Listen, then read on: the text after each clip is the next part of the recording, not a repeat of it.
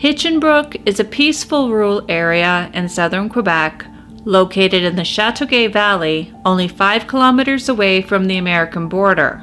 The municipality promotes itself as a place to live fully in the heart of nature.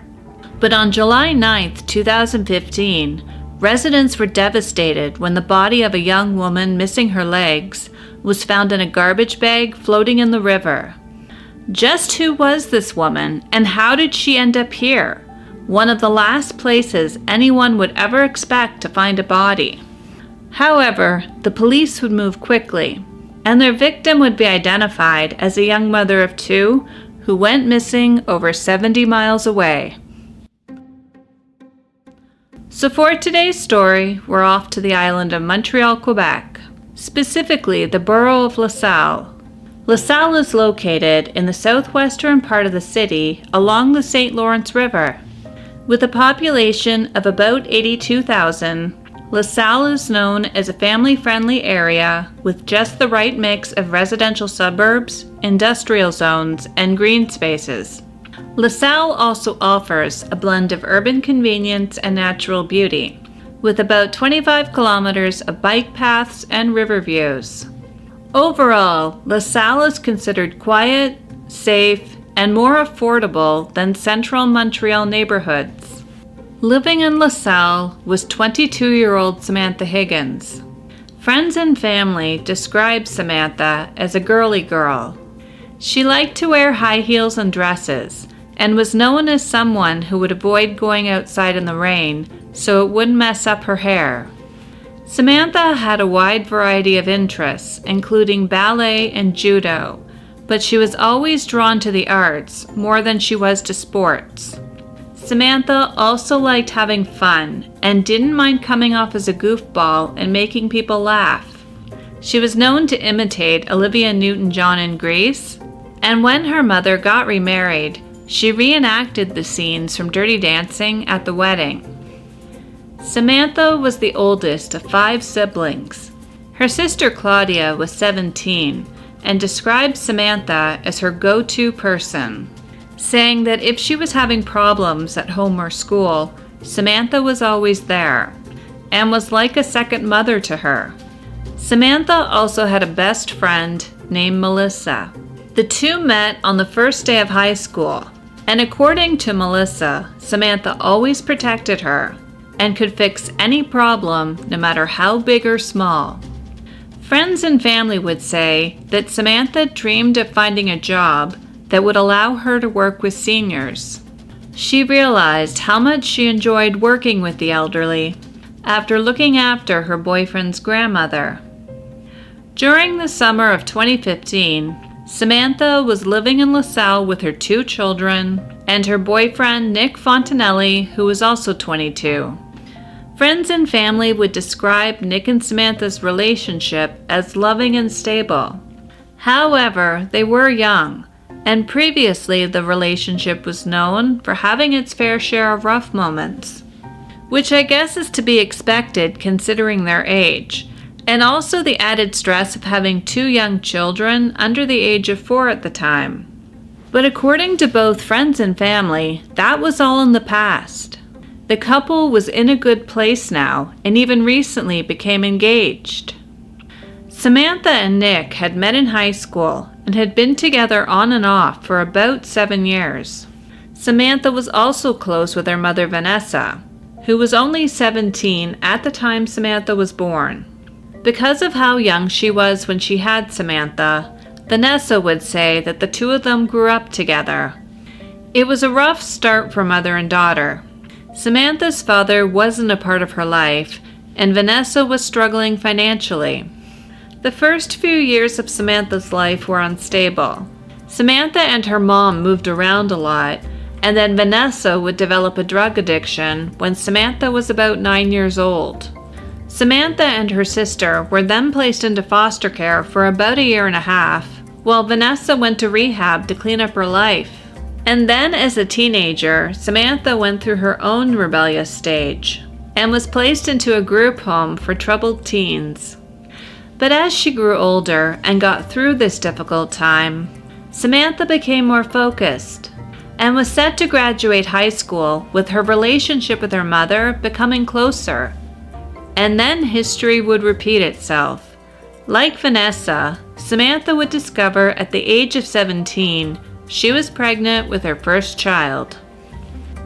As I mentioned earlier, Nick Fontanelli and Samantha met in high school, and from the beginning it was a tumultuous relationship filled with dramatic breakups and bad decisions. The first time Samantha saw Nick was in the school hallway. She then told a friend that he was going to be her boyfriend one day, and later that same day she would randomly walk up to him and kiss him. From that point on, the two began an on-again, off-again relationship. As far as bad decisions go, one time in the middle of one of their long breakups, Samantha would tattoo the name of another guy she was seeing on her back, only to have it covered up with clover leaves when she got back together with Nick, and then would get Nick's name tattooed on her wrist. When he first found out that Samantha was pregnant, Nick was initially supportive. He attended ultrasound and doctor's appointments, as well as offering her financial support. But behind the scenes, Nick was not happy with the idea of becoming a father. On the evening of July 6, 2015, around 7 p.m., Samantha went to her best friend Melissa's apartment for a girls' evening. According to Melissa, nothing about that night seemed suspicious. Samantha was her usual fun-loving self, and nothing about her demeanor seemed anxious or upset. The two women spent the evening talking, listening to music, drinking strawberry-flavored beer, and also filmed videos of themselves on their phones, dancing and laughing. As the time approached 12:30 in the morning, Samantha would say goodbye to her friend, and assured Melissa that she would be fine walking home alone, before making the 10-minute walk back to her apartment on David Boyer Street, except that Samantha would never arrive home. According to her fiance Nick, who was home with the kids that evening, he last spoke with Samantha around 1:10 a.m. when she called him to say that she would be home soon. And although the call was logged on his phone, the time of this call didn't make any sense. The walk back to the apartment was only 10 minutes away, and in theory, it was possible that Melissa got the time that Samantha left wrong, except for the horrific event that would be discovered later. About 1 hour after Samantha left Melissa's place, Melissa would send her a text message asking her if she made it back to her apartment. She would receive an answer back, but Melissa immediately thought the message was suspicious. Something about the reply felt off to her, as the wording that was used was not typical of Samantha's text messages. Someone using Samantha's phone had texted, quote, "Yep, all safe." But all of Samantha's friends knew that Samantha did not use the word "yep" in text messages. She always used proper words. She would have texted yes. Nothing about this text message sent to Melissa made any sense. Why would Samantha say she was home when she wasn't? Her disappearance was described by family as unusual. She was not the type of person to just take off without telling people where she was going. Right away, her friends and family feared the worst, that someone might have kidnapped Samantha while she was walking home. Samantha Higgins, Samantha's mother, immediately filed a missing persons report, and a public Facebook group titled "Please Help Find Samantha Higgins" was set up by distraught friends and family. It would quickly grow to over 4,000 members. Samantha's family used this group to organize search teams and to put up missing persons posters around Montreal. Together, they searched dumpsters and abandoned buildings, but found no trace of Samantha. From the moment the missing persons report was filed, the case progressed extremely quickly. Samantha's family went straight to the media and made it clear that they were concerned about her safety. And 2 days after Samantha was reported missing, her fiance, Nick Fontanelli, would speak with CBC News and tearfully told a reporter that it was unlike her to be gone for this long, and he had yet to inform their children about their mother's disappearance. And her mother, Vanessa, would tell reporters that Samantha's daughter's birthday was in a few days, and there was no way she would ever miss such an important event. My granddaughter's birthday's on the 15th. Samantha would be home for her daughter's birthday. She's turning 4. And where is she? It's the question family and friends have been asking since Tuesday morning. They're reaching out to the public for help, handing out flyers, posting information online. They say they have no clue where she could be. Nothing. Zero. It's like she vanished. All right, what's your name? It's Nick Fontanelli. Okay. Nick, we heard what Samantha's mother said. What have these days been like for you? I can't even begin to explain it. It's not like her to be gone this long and not contacting anybody. So I just hope she's okay. What about your children? What have you told them? I didn't say anything to them yet because she's gonna be home and everything will be fine. I don't want them to freak out for nothing because Mommy's coming back. Although the neighborhood would be described as safe, and her home was only a short walk away from Melissa's apartment, the path that Samantha would have taken was described as dark and scary at night.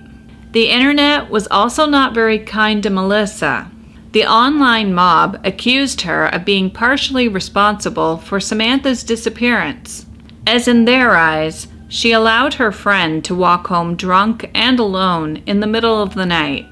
She was even told by Samantha's family they didn't want her taking part in search parties or attending vigils. Sadly, the search for Samantha was over before it began. On July 9th, 2015, the body of a woman was found in a river 70 kilometers away from Montreal in the small town of Hinchinbrooke, a farming community of about 2,000 people in the Chateauguay Valley near Huntington, close to the American border. I'm standing just a few hundred meters from where the body was found. Take a look over there.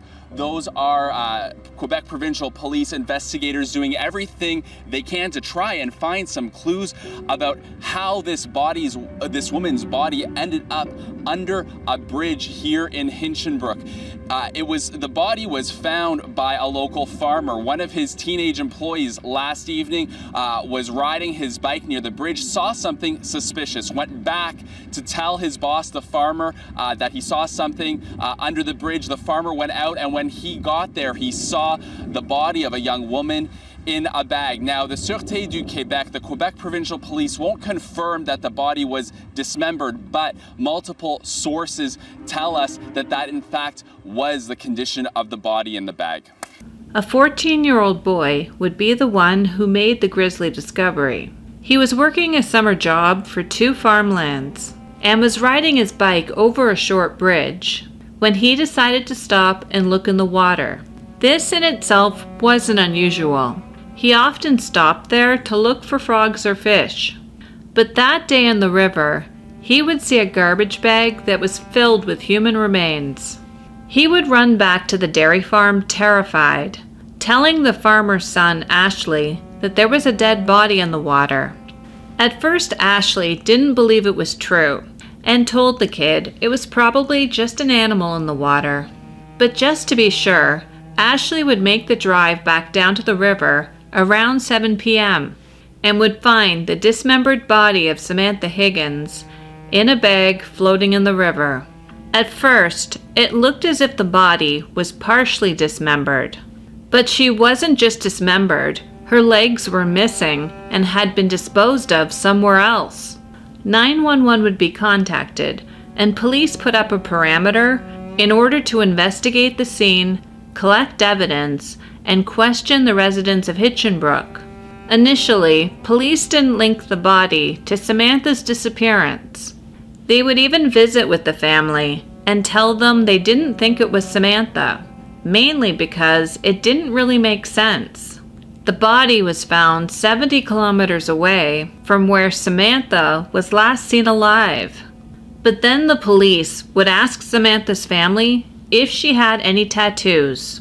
The tattoo that was located inside her left forearm left no doubt that the body was Samantha. It was the same one that other family members had written in cursive that read, quote, "Nothing lasts forever." Later that same day, it would be confirmed to the public that the body of Samantha Higgins had been found.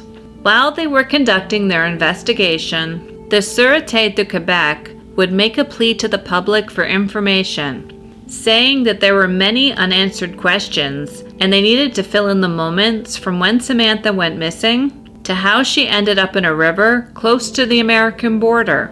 Members of the media were also set up close to the perimeters of the crime scene, and although the police were not revealing the details of their investigation to reporters, locals in the area were much more chatty. One resident named Kenny Thompson, who owned a dairy farm nearby, would tell reporters that he saw police lights at the river, which cut through his property. And when he went to see what was happening, he saw the body near the river and that it was missing its legs, although the SQ would not initially confirm to the media that the body had been dismembered.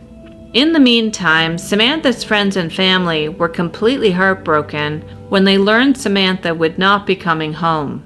The evening her body was discovered, over 100 people gathered in LaSalle for a candlelight vigil, close to the area where she was last seen alive. It was a place they could all grieve together and say goodbye to the mother of two. The next day, Samantha's mother and stepfather would make the long drive to Hinchinbrooke where her body was discovered. When asked by reporters why she made the trip, she said that she wasn't getting any answers from police.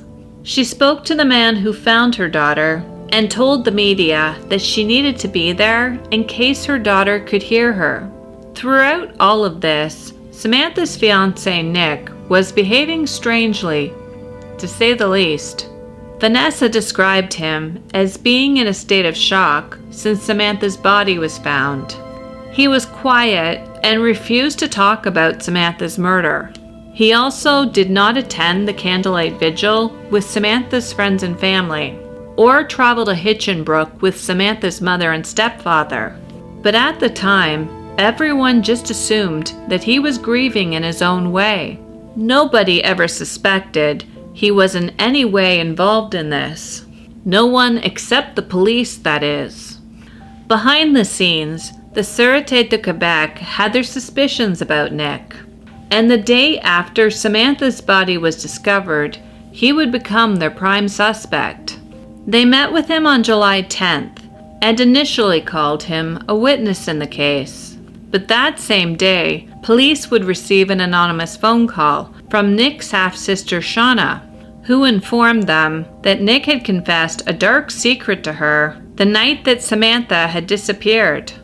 He apparently told her that he was the one who murdered and dismembered Samantha. This tip was enough for police to obtain a search warrant of Nick's home, where it was confirmed by blood evidence left behind at the scene that Samantha was killed at that location. Both Samantha and Nick's family were completely blindsided when Nick was arrested a short time later on July 13th, while he was out shopping for party decorations for his daughter's birthday. Vanessa initially refused to believe he was involved, and Samantha's sister Claudia would confront the police outside Nick's apartment while they were conducting a search, telling them that they had arrested the wrong person. Even Samantha's best friend Melissa had a hard time believing that Nick was responsible, and told reporters that he was always good to Samantha, and he never gave any indication that he would harm her in any way. But then on July 14th, after being interrogated by detectives and formally charged with first-degree murder and indignity to a corpse, Nick would lead investigators to the municipality of Tres-Saint-Sacrement. I think I said that correctly. which is located about 70 kilometers southwest of Montreal and about 20 kilometers from Hinchinbrooke. The Sûreté de Quebec would conduct a search of the area with the help of a boat and a helicopter, and divers would pull at least one bag out of the Chateauguay River. Although they refused to confirm the contents of the bag to reporters, as it was now part of a legal case taking shape. By now, Vanessa Higgins was in a state of shock.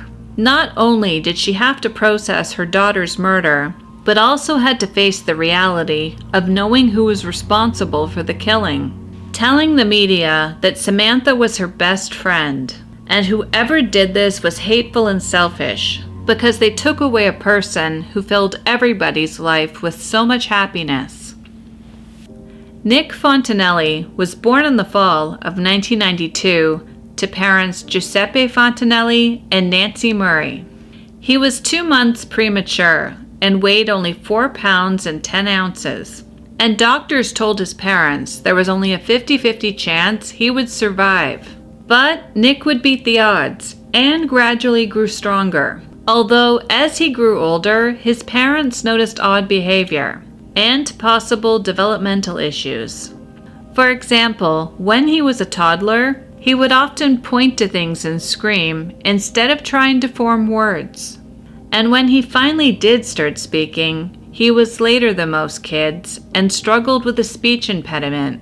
Nick's parents even pulled him out of kindergarten for 6 months because his teacher told them that he wasn't involved anymore. From an early age, there were signs of ADHD as well as being socially awkward. As a result, he didn't have many friends growing up. His parents would say that he struggled in school and always seemed to be a few years behind his peers. Nick also had issues remembering things. And this wasn't typical adolescent absent-mindedness.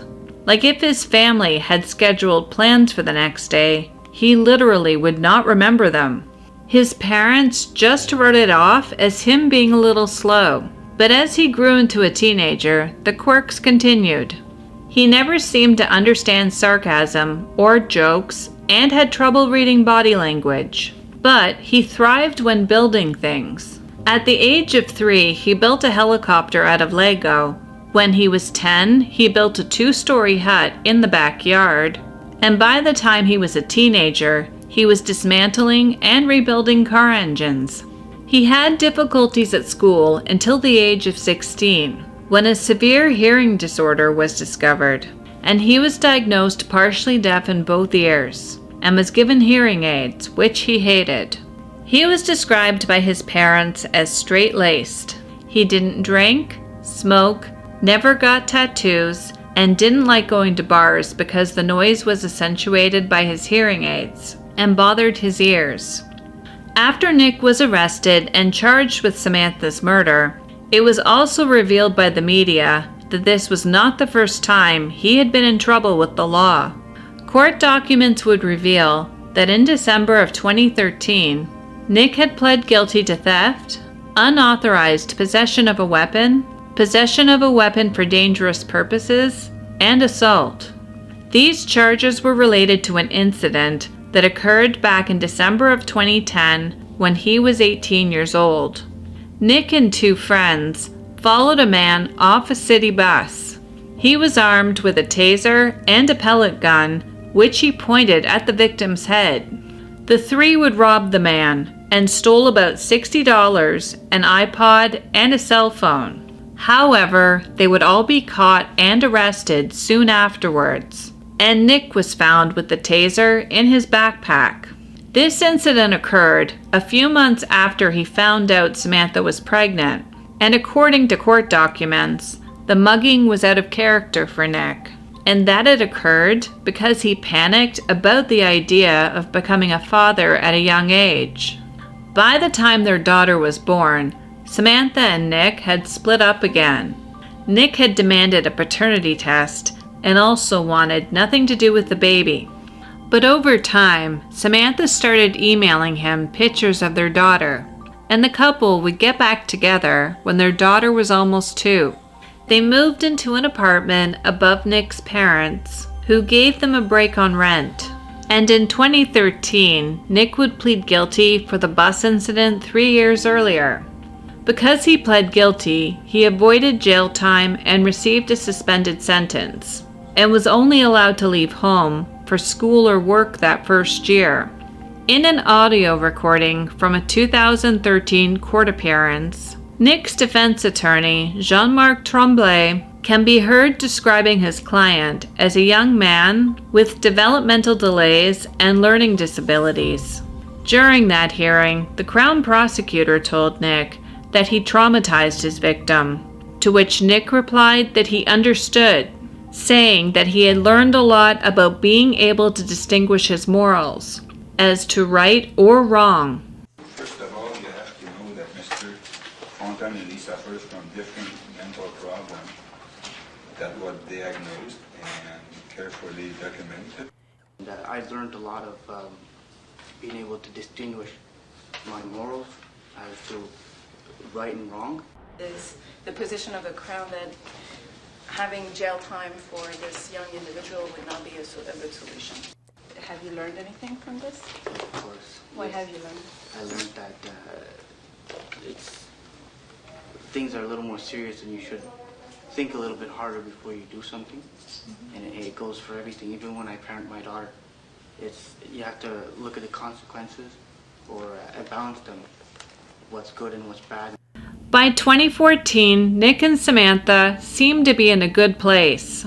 They were expecting their second child and were determined to make the relationship work. Nick had even started his own business, a home maintenance company, mowing lawns and gardening in the summer and plowing driveways in the winter. The couple would also get engaged that year. Nick went from not wanting to be a father to embracing fatherhood, which is why his arrest for Samantha's murder completely stunned both his and her family. On July 18, 2015, friends and family and members of the community gathered to honor Samantha's life. The day focused on Samantha as a loving mother, daughter, sister, and friend. 1 month after Samantha was murdered, the coroner's report would be released. However, it stated that her cause of death would only be released at trial. Other than the cause of death, the report didn't contain any information that the public didn't already know. It simply stated that her body was found in an advanced state of putrefaction and her legs had been severed. Meanwhile, Nick's case was slowly making its way through the court system, painfully slowly.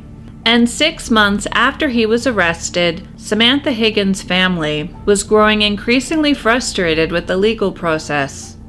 Her mother, Vanessa, felt that Nick was playing the system, saying that he was purposely dragging things out as long as possible, and that if he would just plead guilty, they would have some sort of respect for him. But until this was settled, Samantha's soul was not going to rest. At this point, Nick hadn't even entered a plea to the charges. His first lawyer had also been removed from the case, because he had once represented Nick's half-sister Shauna, who was a key prosecution witness. The Crown saw this as a huge conflict of interest and fought to have him replaced.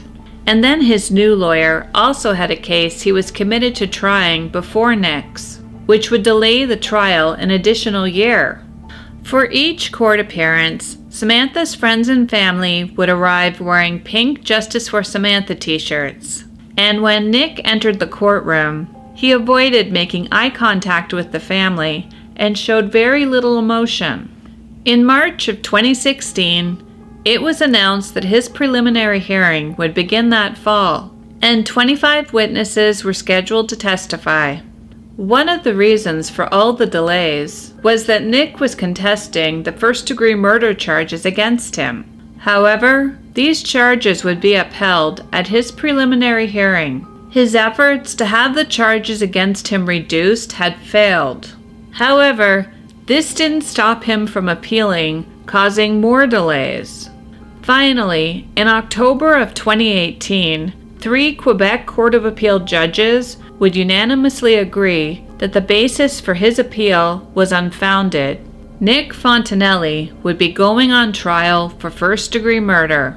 This meant the prosecution felt they had enough evidence to prove that Samantha's murder was planned and deliberate, or that the murder took place during a sexual assault or a forcible confinement situation.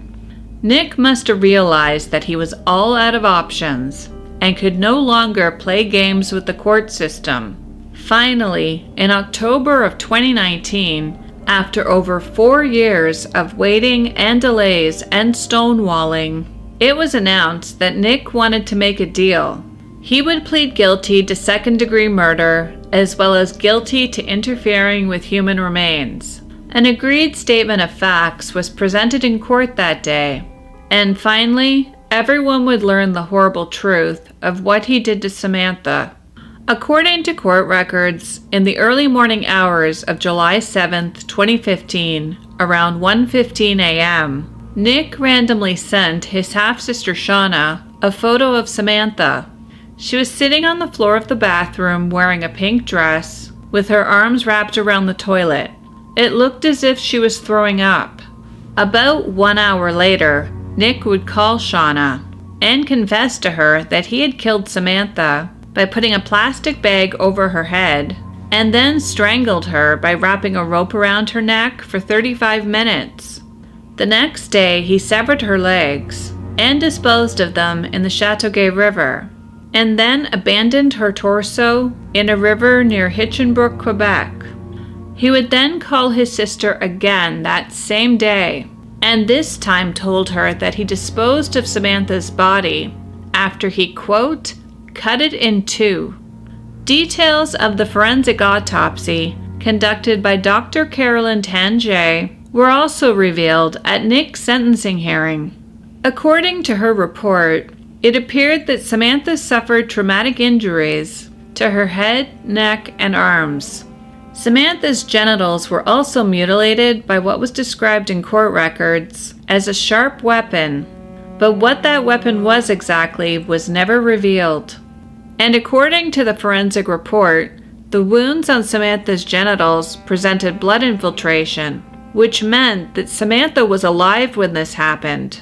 However, she had no defensive wounds on her arms or hands, which led Dr. Tangier to conclude that Samantha was unconscious or dying when these wounds were inflicted, although she would say she couldn't exclude the possibility that these wounds contributed to her death.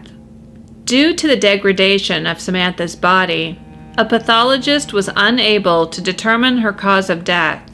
Because the wounds to her genitals were inflicted while Samantha was still alive, the prosecution felt this was no different than a murder that occurred during a sexual assault, which was why the Crown initially pursued first-degree murder charges against Nick. I don't know why the Crown didn't move forward with the trial, considering under these circumstances they could have easily won, but sometimes the prosecution just doesn't want to take the chance. Although Nick would finally plead guilty to second-degree murder after dragging this case out for over 4 years, he would never say why he killed Samantha in the first place, or why he dismembered her body. Did he snap, or was the murder premeditated? We'll never really know for sure. And although it was revealed that Samantha was alive when he removed her legs, I'm not entirely convinced the dismemberment was planned. It was most likely done as a solution to a problem.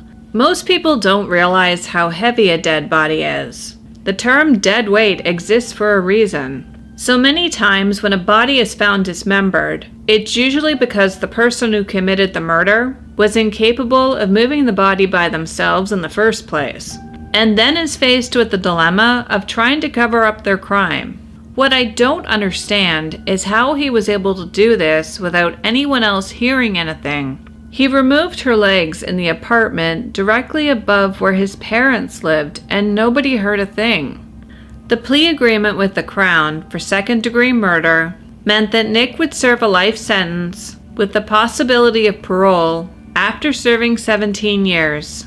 He was also sentenced to 3 years for interfering with the remains of a deceased person, but the two sentences would be served concurrently. Crown Prosecutor Louis Bouthillier said in his remarks that among the aggravating factors were the brutal nature of the murder, including the dismemberment and mutilation of Samantha, and the fact that Nick tried to hide what he did, which in itself strikes me as odd, considering he had already confessed to murdering and dismembering Samantha to his sister, not once, but twice. Did he really think she was going to cover for him? Before the judge handed down his sentence, the Higgins family was given the chance to read victim impact statements in court. Through their tears and their anger, 4 generations of Samantha's family took turns reading their statements. One by one, her relatives, including her mother, sister, and grandfather, told the judge how much their lives had changed since Samantha's murder, and they spoke of a promising young woman whose life was taken too soon and suddenly. Many also touched on the fact they considered Nick a member of the family.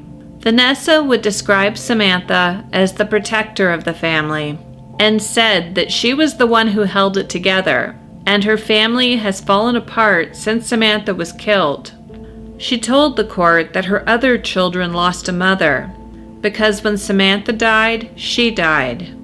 Samantha's godmother Lizette would say that when Nick was arrested, she was confused and torn between trusting the police investigation and someone she trusted and loved dearly. And Angela, Samantha's aunt, would describe Samantha as a funny, caring person, and that the world lost an amazing, beautiful soul. But it was Samantha's grandmother who was the most heartbroken. She would say that her family had been through so much trauma, she wondered if they could ever be the same again, and that she would never let anyone get that close to her again, or trust that she truly knew them. Before he was officially sentenced, Justice Brunton asked Nick Fontanelli if he had anything to say. Nick stood, stated he was very sorry, that he was deeply remorseful, and that he wished it had never happened. And with that, Quebec Superior Court Justice James Brunton accepted the sentencing recommendation made jointly by the Crown and Defense, and sentenced Nick to life with the possibility of parole after serving 17 years. He will be 40 years old when he goes before the Parole Board of Canada for the first time. While Vanessa was relieved that the family didn't have to go through a lengthy trial, she didn't understand why a guilty plea took so long, and that she still doesn't understand what happened, telling reporters, quote, "We have no idea. We have no idea what led to him snapping like this." Vanessa believes that Samantha is now at peace, and she's hoping one day she will get there too. The bridge in Hinchinbrooke, Quebec, where part of her daughter's body was discovered, used to give Vanessa nightmares. But now it's become a place of comfort to remember Samantha. A family friend took it upon himself to paint a tribute to Samantha underneath the bridge, with her name, year of birth, and death written close to where she was found. Thank you so much for watching and taking the time to hang out with me today. If you enjoyed learning about this case, please be sure to like and subscribe. If there's a case you would like me to cover in a future video, let me know in the comments section down below. To support my channel, you can go to Buy Me a Coffee if you would like to donate. Thanks again, and I will see you next time.